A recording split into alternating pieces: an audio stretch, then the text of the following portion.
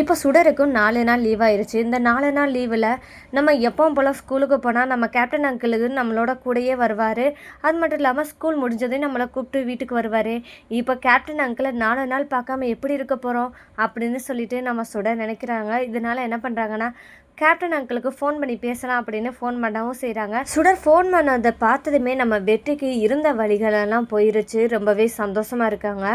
புலி ஒத்தடம் கொடுத்தாலும், புலிக்குட்டி எனக்கு ஒத்தடம்லாம் கொடுக்க வேணாம், இப்போ நான் ரொம்பவே எனக்கு வலி இல்லாமல் தான் இருக்குது, உடம்பு நல்லா தான் இருக்குது அப்படின்னு சொல்லவும், ஏண்டா வெற்றி இவ்வளோ நேரம் வலியால் துடிச்சிக்கிட்டு இருந்தேன், இப்போ உன் பொண்ணு ஃபோன் பண்ணனே உனக்கு வலியெல்லாம் பறந்து போயிடுச்சா அப்படின்னு சொல்லி கேட்கும்போது, ஆமாம் புலி, உண்மையே சொல்லப்போனா என் பொண்ணு ஃபோன் பண்ணதுமே எனக்கு வலியெல்லாம் பறந்து போச்சு, இந்த 4 நாளும் அவளை பார்க்காம எப்படி இருக்க போகிறேனோ அப்படின்னு தான் யோசிக்கிறேன் அப்படின்னு சொல்லும்போது தான் அப்புறம் நம்ம வெற்றிக்கு ஒரு ஐடியா வருது. வெற்றி பிளான் பண்ண மாதிரி சுடரோட அத்தை மூலமாகவே வீட்டுக்கு போயிடறாங்க. இதை பார்த்ததுமே நம்ம அபிநயாவுக்கு இவன் எதுக்கு இப்போ வந்திருக்கான் அப்படின்னு சொல்லிட்டு யோசிக்கவும் செய்கிறாங்க. எது எப்படியோ ஆனால் வெற்றியை பற்றின உண்மை கண்டிப்பாக தன்னோட அண்ணியான சரளாவுக்கு தெரியக்கூடாது அப்படின்றதுல உறுதியாக இருக்கிறாங்க அபிநயா.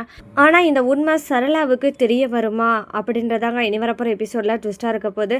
அது மட்டும் இல்லாமல் நம்ம சுடரோட மனசில் கேப்டன் அங்கிளாக இடம் பிடிச்சவங்க இனி அப்பாவாக மாறணும் அப்படின்னு சொல்லிட்டு நம்ம சுடரும் நினைக்க போகிறாங்க.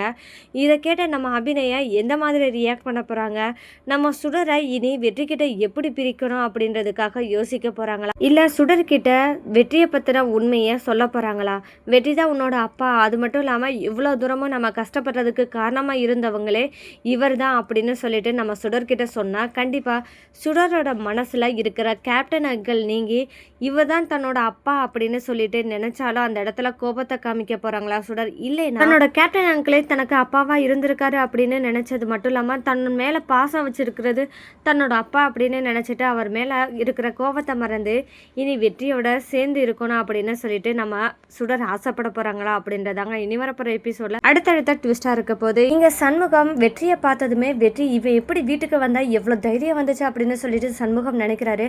நினைச்சாலும் வெற்றி கிட்ட தனியா பேசவும் செய்கிறாரு. உனக்கு எவ்வளோ தைரியம் இருந்தால் என் வீட்டுக்கே வருவேன் அப்படின்னு சொல்லும்போது, என் பொண்ணு சுடர் எங்கே இருக்காளோ அங்கே பெத்த தகப்பனா நான் அங்கே தான் இருப்பேன் அப்படின்னு சொல்லிட்டு உன்னால் முடிஞ்சதை பார்த்துக்கோ அப்படின்னு பேசிட்டு போயிடாரு. தன்னோட அண்ணங்கிட்ட வெற்றி இப்படி பேசிட்டு இருக்கதா பார்க்குறாங்க அபிநயா. இதனால என்ன செய்கிறாங்கன்னா, இவனை எப்படி இருந்தாவது வீட்டை விட்டு வெளியே அனுப்பணும். அது மட்டும் இல்லாமல் இந்த வீட்டை விட்டு அவன் வெளியே போகிறது மட்டும் இல்லாமல் நம்ம சுடரோட மனசை விட்டு இவன் வெளியே போகணும்னா இனி வெற்றியை தப்பானவே அப்படின்ற ஒரு கண்ணோட்டத்தில் கொண்டு வந்தால் மட்டுமே நம்ம சுடரோட மனசுலேருந்து கண்டிப்பாக வெற்றியை தூக்கியே ஆகணும் அப்படின்னு சொல்லிட்டு நம்ம அபிநயா கொஞ்சம் பிளானும் பண்ணுறாங்க. வெற்றிக்கிட்ட தன்னோட அண்ணி இல்லாத நேரம் பார்த்து பேசவும் செய்கிறாங்க. ஏய், உன் மனசில் என்னதான் நினச்சிக்கிட்டு இருக்க வெற்றி, என்ன உன் பொண்ணுன்னு சொல்லிட்டு உரிமை கொண்டாடுறதுக்கு தான் இங்கே வந்திருக்கே அப்படின்னு சொல்லி கேட்குறாங்க. இங்கே பாரு அபி, நீ நினைக்கிற மாதிரி எதுவுமே கிடையாது. என் பொண்ணு சுடரோட இந்த 4 நாளும் பார்க்காம பேசாமல் இருக்க முடியாது அப்படின்ற காரணத்துக்காக தான் நான் வந்து சுடரோட இருக்கணும் சொல்லிட்டு தான் நான் வந்திருக்கேன். மற்றபடி நான் உங்ககிட்ட சொன்ன மாதிரி நான் தான் அவளோட அப்பான்ற வார்த்தையை நான் சொல்லவே மாட்டேன் அப்படின்னு சொல்லிட்டு வெற்றியும் சொல்ல ஆரம்பிக்கிறாரு. ஓ அப்படியா, இப்படி தான் என் மகன் மேலே பாசத்தை காமிச்சு தான் என் பொண்ணை இவ்வளோ தூரத்துக்கு ஏமாற்றி வச்சுக்கிட்டு இருக்க அப்படின்னு சொல்லும்போது, இங்கே பாரு அபி, உனக்கு சுடர் மேலே எந்த அளவுக்கு உரிமை இருக்கோ அதே அளவு உரிமை எனக்கு இருக்குது. ஆனால் அதை என்னால் வெளிக்காமிக்க முடியலை. நீ சொன்ன ஒரே ஒரு காரணத்துக்காக, என் பொண்ணுக்கு நீனா உயிர் அப்படின்ற ஒரே ஒரு காரணத்துக்காக தான் நான் அப்பான்னு சொல்லாமல் இருக்கேன். அது மட்டும் இல்லாமல் என் பொண்ணுக்கு எந்த விதத்துலையும் என்னால் கஷ்டம் வரக்கூடாது அப்படின்னு நினைக்கிறேனே தவிர்த்து நீ நினைக்கிற மாதிரிலாம் என் மனசில் எந்த ஒரு எண்ணமும் கிடையாது.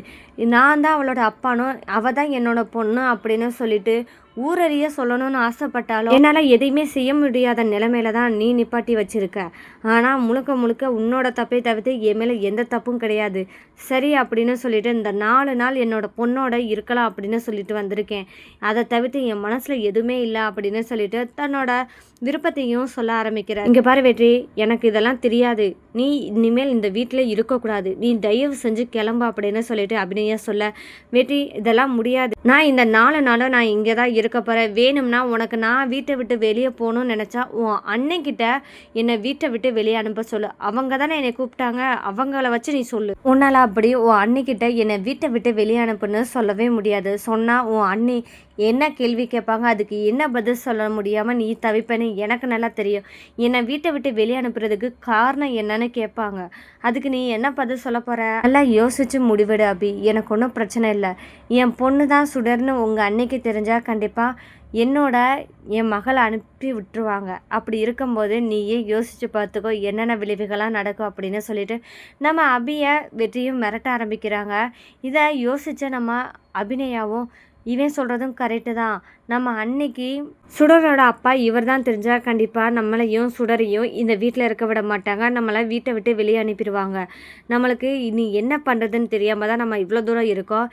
இந்த 4 நாள் நம்ம சுடரோட மனசில் இருக்கிற கேப்டனை வெளியே அனுப்பணும், அதுக்கு மட்டுமே நம்ம பார்ப்போம் அப்படின்னு சொல்லிட்டு அபிநயா சேலஞ்ச் விடுறாங்க நம்ம வெற்றிக்கிட்ட.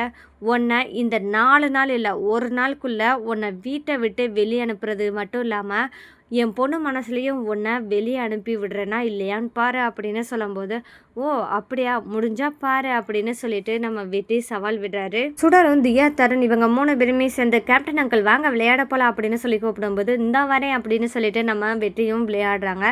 இந்த டயத்தில் தான் நம்ம ஏதாவது ஒன்று பண்ணி ஆகணுமே அப்படின்னு சொல்லிட்டு அப்போ தான் நம்ம சுடர் அம்மோ நீங்களும் வாங்க சேர்ந்து விளையாடலாம் அப்படின்னு சொல்லிட்டு நம்ம அபிநயாவை கூப்பிடும்போது தான் என்ன ஆகுதுடா, சரி நான் வரேன் அப்படின்னு சொல்லிட்டு அபிநயா இந்த சமயத்தை நம்ம கண்டிப்பாக தனக்கு சாதகமாக யூஸ் பண்ணிக்கலாம் அப்படின்னு சொல்லி அபிநயாவும் நினைக்கிறாங்க. இதை எப்படி கொண்டு வரணும், இந்த மாதிரி அபிநயா நினைக்கும் போது கண்டிப்பாக இந்த விளையாடும் போது நம்மளுக்கு ஏதாவது ஒன்று ஆகுற மாதிரி கீழே விழுந்து நம்மளுக்கு ரத்தம் வர மாதிரி இருந்துச்சுன்னா கண்டிப்பாக நம்ம சுடருக்கு வெற்றி மேலே இருக்கிற கோபம் தான் அதிகரிக்கும். நம்ம மேலே இருக்கிற பாசத்தினால கேப்டனை ஒதுக்க ஆரம்பிப்பா. இந்த மாதிரி அபிநயா நினைக்கிறாங்க. அபிநயா நினச்ச மாதிரி என்ன ஆகுதுன்னா வெற்றி கீழே தள்ளி விட்ட மாதிரியும் அவங்க கீழே விழுந்து கையில் அடிபடுற மாதிரியும் ஒரு ஆக்ஷனை காமிக்கிறாங்க. இதை பார்த்தா சுடர் அம்மா உங்களுக்கு என்னாச்சு அப்படின்னு சொல்லி கேட்கும்போது தான் ஒன்றும் இல்லைடா சும்மா விழுந்துட்டேன் அப்படின்னு சொல்லிட்டு நம்ம அபிநயா சமாளிக்கும் போது தான் கையில் ரத்தம் வர்றதை பார்த்ததுமே நம்ம சுடர் அம்மா உங்கள் கையில் ரத்தம் வருது அப்படின்னு சொல்லி கொஞ்சம் பயப்பட ஆரம்பிக்கிறாங்க. அப்போ நம்ம வெற்றி என்ன பண்ணுறாருன்னா கையில் ரத்தம் வர்றதை பார்த்ததுமே நம்ம வெற்றி அபிக்கு உதவி பண்ணி ஆகணும்னு சொல்லிட்டு கொஞ்சம் துடிச்சு போய் அபிநயாவுக்கு ஹெல்ப்பும் பண்ணுறாரு. அது மட்டும் இல்லாமல் ஃபஸ்ட் எய்டும் பண்ணும்போது அபியும் வெற்றியும் ஒருத்தர் பார்த்துக்கிறாங்க. அப்போ நம்ம அபியோட மனசில் உன்னை என் பொண்ணுக்கிட்டேருந்து பிரிக்கணும் அப்படின்னு சொல்லி நினச்சா நீ அவள் மனசில் ஒட்டணும் அப்படின்றதுக்காகவே எல்லாமே பண்ணுறியே, நடிக்கிறியடா அப்படின்னு சொல்லிட்டு வெற்றி மேலே நம்ம அபிநயா இன்னும் கோபத்தில் இருக்காங்க. ஆனால் வெற்றியோ இங்கே பாரு அபி, நீ என்ன நினச்சாலும் பரவாயில்ல, நான் என் பொண்ணு சுடரை விட்டு நான் போகவே மாட்டேன், உன்னை விட்டும் போக மாட்டேன். உனக்கு ஏதாவது ஒன்றுனா கண்டிப்பாக நான் தான் உனக்கு துணையாக இருப்பேன். ஏன்னா ஏற்கனவே ஒரு தடவை தப்பு பண்ணிட்டேன். பார்வதி அக்கா கொலை விஷயத்தில் என்ன நடந்துச்சுன்னு கூட நான் உங்ககிட்ட கேட்கவும் கிடையாது. நீ அப்படி பண்ணியிருப்பேன் அப்படின்னு கூட யோசிக்காமல் உன் மேலே நம்பிக்கை இல்லாமல் அந்த இடத்துல நான் தப்பு பண்ணினதுனால தான் இப்போ இந்த அளவுக்கு என் பொண்ணை பிரிஞ்சு நான் கஷ்டப்படுறது மட்டும் இல்லாமல் 10 வருஷமாக என் பொண்ணும் ஜெயில் தண்டனை அனுபவிச்சிருக்கா. ஆனால் பார்வதி அக்கா கொலையில் என்ன நடந்திருக்கு அப்படின்ற உண்மையை நான் தெரிஞ்சுக்கிட்டு கண்டிப்பாக இந்த கொலையில் உனக்கு சம்மந்தம் இருக்காது அப்படின்றத நான் நிரூபிப்பேன் அப்படின்னு சொல்லிட்டு நம்ம வெற்றி நினைக்கிறாரு. இந்த மாதிரி நேரத்தில் தான் கரெக்டாக பிரபாகரனும் வீட்டுக்கு வராங்க. பிரபாகரனும் வீட்டில் வெற்றி இருக்கிறத பார்த்ததுமே ஷாக்காக்குறாங்க. வெற்றி இங்கே வந்திருக்காரு எதனால் அப்படின்னு தெரியலையே, இவர் முன்னாடி நம்ம பேசலாமா வேணாமா அப்படின்னு சொல்லிட்டு யோசிக்கவும் செய்கிறாங்க. அபிநயா பிரபாகரனை கூப்பிட்டு பேசுகிறாங்க. பிரபாகரனும் அபி என்ன வீட்டில் வெற்றி இருக்காரு அப்படின்னு சொல்லி கேட்கும்போது ஆமாம் சார், அது ஏன் கேட்குறீங்க, சுடர் என்னோட பொண்ணு, நான் இங்கே தான் இருப்பேன், 4 நாள் என் பொண்ணை பார்க்காம இருக்க முடியாது அப்படின்னு சொல்லிட்டு இந்த 4 நாளும் இருக்கணும் அப்படின்னு சொல்லிட்டு வீட்டில் வந்து இப்படி உட்காந்துட்டு இருக்காரு. நான் என்னால் என்ன பண்ணணும்னு எனக்கும் தெரியலை. ஒரு பக்கம் பார்த்தா எங்கள் அன்னைக்கு இவனை பற்றின உண்மை தெரியக்கூடாது, வெற்றி தான் சுடரோட அப்பா அப்படின்னு தெரிஞ்சால் கண்டிப்பாக எங்கள் அண்ணி என்ன பண்ணிடுவாங்கன்னா சுடரையும் வெற்றியோட அனுப்பிவிடலாம் அப்படின்னு தான் யோசிப்பாங்க. நான் அந்த நிலைமைக்கு நான் தள்ளக்கூடாது அப்படின்றதுக்காக தான் பல்ல கடிச்சுக்கிட்டு இந்த வீட்டில் அவனை பொறுத்துக்கிட்டு இருக்கேன் அப்படின்னு சொல்கிறாங்க. அபியும் அப்போ தான் சொல்ல ஆரம்பிக்கிறாங்க, எப்படியாவது இந்த கேஸ்லேருந்து நான் தப்பு பண்ணல, நிரபராதி அப்படின்னு நிரூபிக்க வேண்டிய கட்டாயத்தில் இருக்கேன். அப்படி நிரூபிச்சிட்டேன்னா நான் இந்த வீட்டை விட்டு இல்லை இந்த ஊர்லேயே நான் இருக்கக்கூடாது அப்படின்னு யோசிக்கிறேன்.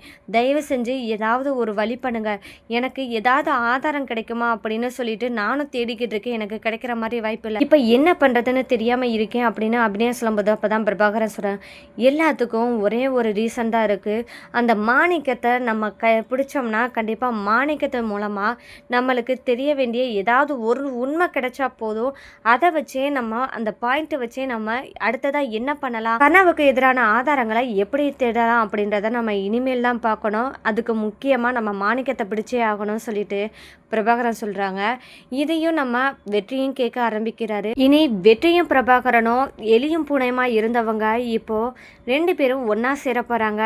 காரணம் அபிநயாவுக்கு உதவணும். பார்வதி அக்காவோட கொலையில் என்னதான் நடந்திருக்கு அப்படின்றத உண்மையும் நம்ம தெரிஞ்சுக்கிறணும் அப்படின்னு சொல்லிட்டு நம்ம வெற்றியும் பிரபாகரனும் இணைந்து எப்படி மாணிக்கத்தை பிடிக்க போகிறாங்க, இதனால் உண்மை எப்படி வெளியே வரப்போகுது அப்படின்றதாங்க இனி வரப்போகிற எபிசோடில் அடுத்தடுத்த ட்விஸ்ட்டாக இருக்க போது.